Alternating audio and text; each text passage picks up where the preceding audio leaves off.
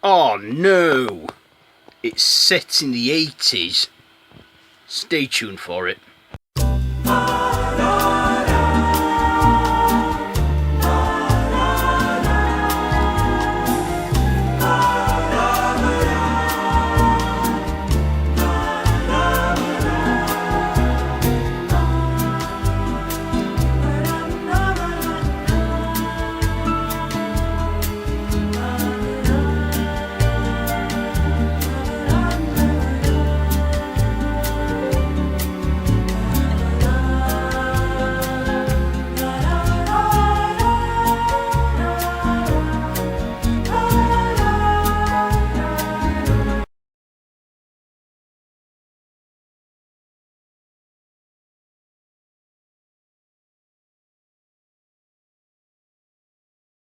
Hello there YouTube, it's me, Random Ross, and today I'm reviewing the film Atomic Blonde, directed by David Leitch or something. You know, the guy behind John Wick and that, starring Charlize Theron, James McAvoy, John Goodman, Swite or something, Eddie Marsden, Sofia, Boutella, Toby Jones, and Bill Skarsgard. So, this is a action spy thriller set in 1989, around the time the Berlin Wall fell. Set in Berlin, mainly. And what it is Charlize, I hope I'm saying her name right, Theron goes all out on this this mission or something to get this list from some assassins or what have you. Or something like that, agents or whatever. So this is let's get down to my likes and dislikes. So my likes. I like this film, first thing I loved about this was the soundtrack. I mean, it was a great 80s soundtrack, and I've grown up around all that stuff, New Order and, Falco and, where else was there in there? Yeah, just all those 80s retro stuff, because my mum played it when I was little, so I've grown up around all that stuff. Also, I grew up in the 90s, so also, I liked Charlize. I liked her performance in it. I liked the whole twist at the end. I won't give that away. I'll keep this as spoiler free as I can. John Goodman, he did a great job in this film as well, playing a CIA operative, along with Toby Jones, who has been in a lot of stuff. He was in Captain America, Doctor Who, and Dad's Army, and Wayward Pines. He's a good actor. Mainly does a lot of supporting roles. I also like James McAvoy in this. He always looks scruffy in this, like the screen crawlers said. They said that he always looks like he needs a wash. You're right, I couldn't agree more. What else could I tell you? James McAvoy is completely nuts in this film. He's a nutter and that.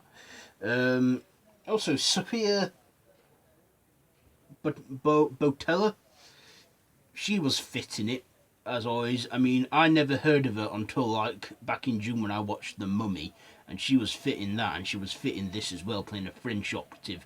And there is a hot lesbian scene with them too, which, yeah, that's a like, by the way. I also like the appearance from Bill Skarsgard. Bill Skarsgard is an actor who I am warming up to. I mean, he was okay in Hemlock Grove, but he's going to be Pennywise in the new It remake, and up to now, he looks good as the role, but will the film do good? I'm really hoping so. He's also the brother of Alexander Skarsgard and some other actors as well, and the son of Stellan Skarsgård. I'm sure I don't need to tell any of you that. But yeah, they're quite a big family of Swedish actors there. But still, I liked his role in it. Wasn't a main role, but he was okay.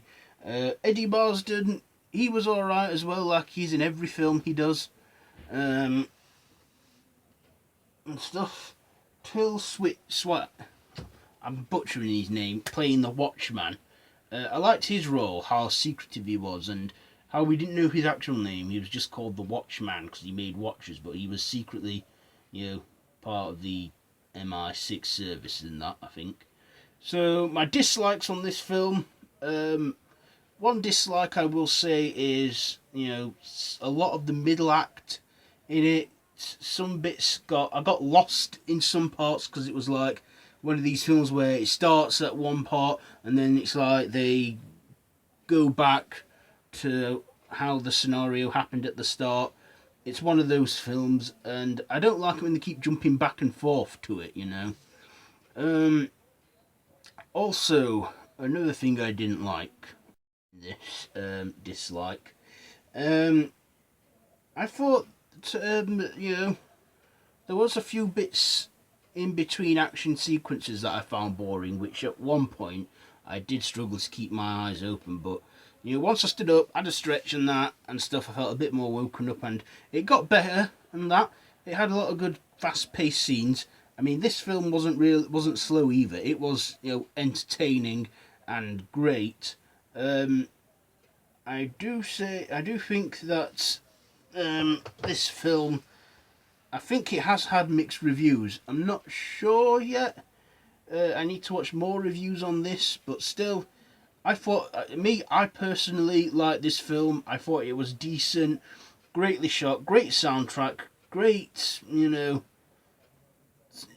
performances from the cast and that, from James McAvoy and Charlize Theron or something, and John Goodman. John Goodman's doing a lot in the recent years, hasn't he? Like, come out of the acting shell more. But yeah, this had a great cast, I think, and it's based on a graphic novel, I think.